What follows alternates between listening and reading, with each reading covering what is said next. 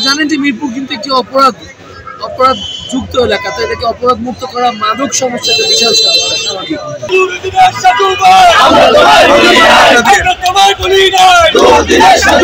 যেহেতু আমি বিগত ফ্যাসিস্ট সরকারের সময় দলের সকল আমার ঢাকা 14 আসনের সকল নেতাকর্মীকে নিয়ে ঐক্যবদ্ধভাবে থেকে ফ্যাসিস্টের বিরুদ্ধে আমরা আন্দোলনরত ছিলাম।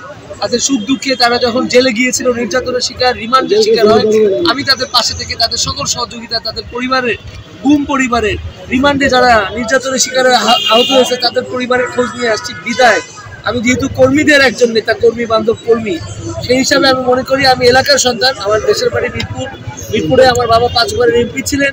মিরপুরের অলিগলি আমার নানি নক্ষত্র আমার চেনা। মিরপুরের সমস্যা আমি মিরপুরবাসী হিসাবে সবসময় অবদান রেখে আসছি। বিদায় এই সিদ্ধান্ত পুনর্বিবেচনা করবে বলে আমি বিশ্বাস করি এবং মিরপুরবাসী তাই মনে করি। আপনারা জানেন যে মিরপুর কিন্তু একটি অপরাধ যুক্ত এলাকা, তো এটাকে অপরাধ মুক্ত করা মাদক সমস্যাটা বিশাল স্বাভাবিক। এই মাদকের স্পট, মাদক নিয়ন্ত্রণ করে এই অপরাধকে স্মরণীয় পর্যায়ে নিয়ে আসা এবং এছাড়াও মিরপুরকে আরও আধুনিকভাবে নাগরিক সুবিধা এবং বিনোদনের কেন্দ্র হিসেবে তথ্য প্রযুক্তির একটি হাব হিসাবে গড়ে তোলার জন্য আমার পরিকল্পনা আছে।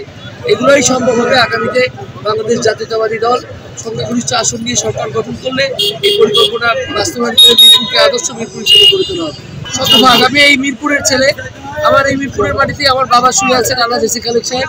মিরপুরের জনগণ আমাদের প্রতি তাদের ভালোবাসা সবসময় ব্যক্ত করে আসছে। আমরা মিরপুরেই বড় হয়েছি, মিরপুরেই আমাদের এই শেষ নিঃশ্বাসও মিরপুরেই হবে। বিদায় মিরপুরের জন্য আমাদের পরিবার, আমাদের জীবন উৎসর্গকৃত। আশা করি মিরপুরের জনগণ, আপামর জনগণ, বিভিন্ন দলের বিভিন্ন মতাদর্শের জনগণ মিরপুরের ছেলে হিসাবে আমাকে মনোনয়ন দিলে অবশ্যই বিজয়ের মালা আমার উপরেই পড়াবে। ঢাকা 14